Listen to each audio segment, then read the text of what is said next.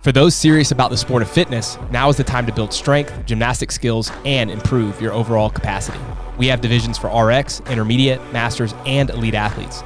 For more information, go to trainingthinktank.com. Start us off, Chris. Nope, start us off, Brannen. All right, we're about to watch event 3B of the team individual, or good Lord, Team individual so many quarterfinals. Well, I mean, kind of. They all went by themselves until this part we're about to watch. That is true. Well, kind of, yeah. But So now they're going to go together, half so right. it's a team. You know, actually, All right, we got to get this off of him. All right, Perrin, so we got our a team that you coach. Yes. CrossFit, or TTT TTT Black. CrossFit Black. Yep. They are what? Where do they place in Yep. quarterfinals? Yeah, so TTT Black, we finished 6th on the leaderboard in the North America East, and I think, I want to say it was 12th worldwide, but I could be wrong with that. So it was a really good weekend for these guys. And this is one of our 2 in-house teams. Do you remember where the other team finished? TTT CrossFit? I think 33 or something I think like it was that. in the 30s. Yep. They both squeaked in. Yeah, both got All in right. there. It'll be an exciting season. Yep. So Take it away. Mike, Tanner, Hannah, and Jordan, and we're about to watch them, like Brandon said, go into the clean and jerk portion of this workout. So for those of you who don't know, it's a 2-part workout. There was an individual relay where each athlete is completing a chipper on their own, and the scores combine times. Female, male, female, male, and it goes immediately into 5-minute AMRAP of clean and jerks at 275, 185 with both teams, male, female, working at the same time, but one athlete working at the So how did they want to strategize that first part before they got to the cleans? Yeah, the first part was actually extremely important as far as how we decided. Basically, we worked backwards, like who was the last male to go, and then the last female to go, and try to put our stronger athletes that we thought would handle the clean and jerks better in the front end of the chipper, so they would be the most rested. So the guy at the end, poor Mike, he definitely you get screwed. You for do sure. get screwed. It's just, I think mentally, I mean, he went into it knowing what he had to do, and he actually put up the best split for the team, and knowing he was just going to be in a lot of discomfort going into that clean and jerk. So Now, how much time did you want to give Mike, since he's finishing the relay, into the clean and jerks? Like, what did you tell Tanner? Like, hey, you got to take 30 seconds, a minute, or what was that time? I told him at least a minute and maybe 90 seconds Yeah. because you just don't know how you're going to feel. I mean, even in 60 seconds after, because that was a power-based interval, Yep. going into clean and jerks at 275, it's really tough to recover quickly. For sure. And it's just the pulling. So it was 20 bar muscle ups. Mike did them all unbroken. So 2 sets of 10 unbroken. It was 40 deadlifts at 275. yeah. He did his first set unbroken and broke the second set. I said, you'd might as well break the second Right. set. But the pull is gone. And so to pull a 275 clean, especially after you're deadlifting it into trying to clean it, that speed and that power that you need for that, I'm just like, expect it to feel heavy. Try to power it, because I just think the squat, clean, and jerks really take a lot out of you. But if you don't have the ability to do it, it's the other conversation I've had with people of like, if you're questioning if you can power this, just squat it, right? Yeah, for sure. But yeah, I mean, they handled it really well, and I don't know, do you want to get into Real quick before Yep. we jump into Yep. the video, just context for the other 3. So you can obviously see as we start this video, when we click play, Mike is finishing the workout, and he's going to come over. How much time did Tanner have before he had to start the clean and jerks? So Tanner was the second male. So I want to say he had about 7.5 Right. minutes. So he had it's not full recovery, but he was able to recover. So he basically needs to get on this, and he has to treat it like a 1-minute AMRAP of clean and jerks. Absolutely. And so the conversation with him too was, don't go too hard in that first minute, because you still, you have to anticipate Mike's probably not going to be put out as many as you. Yeah. So you need to pace yourself for 5 minutes. Tanner's rest is basically Mike trying to go, but it would almost be the same as Tanner doing a 5-minute AMRAP by Right, himself. because he's getting 10 seconds rest, and then he has to go again if Yeah. they're going back and forth. So that was a huge thing, and I think he understood what he needed to do, and I think, as you'll see, they executed pretty well. I think that's difficult to know too. If you've never done a test like this, like it was similar to the individual one with the burpee box jump overs, but being able to pace out that type of density, yes, he had almost full rest, but it was, it wasn't the second to last event they did from the weekend. You know, you had a lot of other pulling and a lot of other shoulder fatigue. So just being able to trust yourself, because it's a high risk lift, like every rep counts. If you miss one, then you're really screwed for sure. All right, let's play it.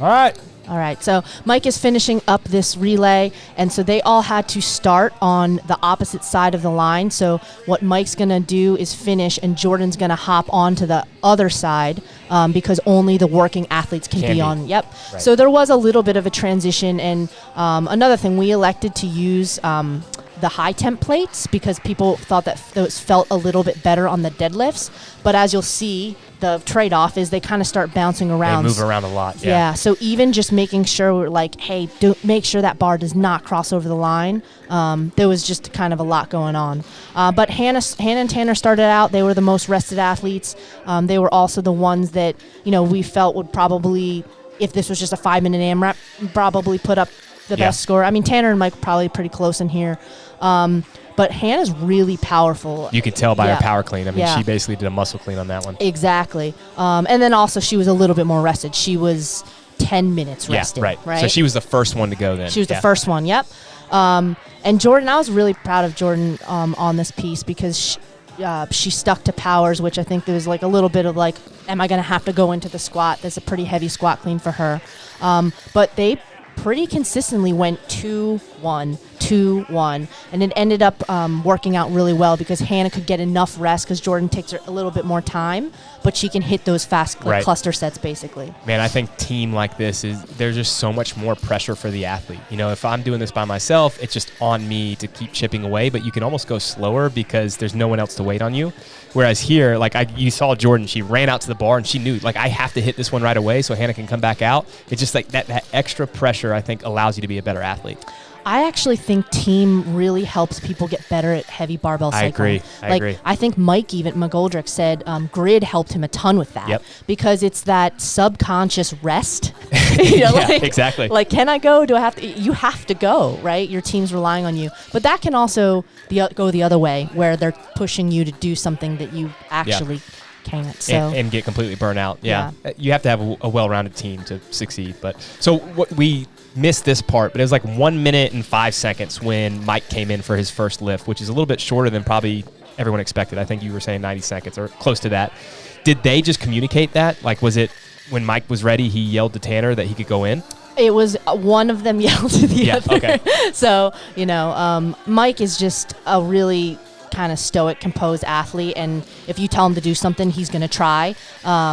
I know he said he's like, that first one just felt so heavy, and just in our coaching relationship, I've continued to push him to do things like that, go when you're not ready and just trust yourself, and he was fine. You know, it's just the whole 5 minutes was hard, you know. For sure. And it would be hard even if you were completely fresh. If you did 5 minutes of clean and jerks at 275 or 185, that's a heavy load.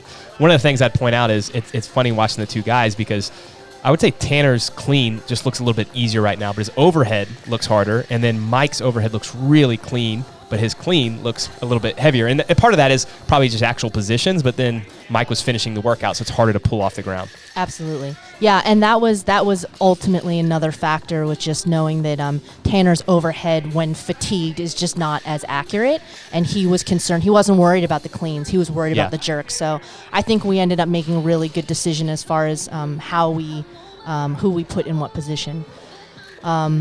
So you can see, I mean, Jordan's power cleans still look pretty good too. She's having to kind of starfish it out a little bit. But to me, and I think you mentioned this, Perrin, but it makes sense to stay power if you can for a while. But if you have that doubt, you just have to get underneath the barbell. Absolutely. Yeah, and that's another thing for team. I think prioritizing power, like being able to power snatch and power clean heavy is so much faster. And because you get rest work, I think it becomes way more valuable in this format. Yeah. And honestly, once you have that ability, it's so much easier on your global system. I had an athlete that did the individual quarterfinals. She squat cleaned every rep and had a bad score, and then she power cleaned all the reps in the burpee box jump, clean and jerk, and had 2 minutes faster on that workout. And it's like, okay, that there's a big difference there if you can just power it. Absolutely. Yeah, it's definitely something that I'm going to think about too, getting into some people's off-season training. Like, I think right now, a lot of people whose season's ending, it's like, okay, you got to get stronger. You do, but maybe part of your issue, actually Chris, my Chris was he had to squat, clean, and jerk all those. Right. Like it actually wasn't that hard of a squat, clean, and jerk, but it's long. You have to take rest. It takes a lot out of you. The squat is hard, and then it makes the jerk harder, even if you're really good. Like he's good overhead, but it makes it hard when you're coming out of the hole every time. Absolutely. So I remember Hannah kind of said after this workout, she's like, I know they weren't pretty, but hey, she's getting it up there. It doesn't matter. That's how I used to clean when I played football. Just shove it up into my throat. Yeah, I was really impressed by that. Honest, just her capacity. So here we are finishing. That was a nice rush by Tanner. There. I know, because Mike was just like, "You gotta go, you gotta dude. do it. Don't run back here. You got 8 seconds left." Yeah, no, awesome job by these guys. I think they got 49 reps. That's really good. Yeah, I think it was 29 for the girls and 20 for the guys, or something. Do you know what there. place that was in that event? It was pretty high. It was in maybe top 6. Yeah. Yeah. Yeah, there are very few teams that are able to cycle the barbell like that. And we talked about this with individuals when Max and I did a podcast, but that strength element is such a huge separator now in the sport. Absolutely. All right. For those serious about the sport of fitness, now is the time to build strength, gymnastic skills, and improve your overall capacity. We have divisions for RX, intermediate, masters, and elite athletes.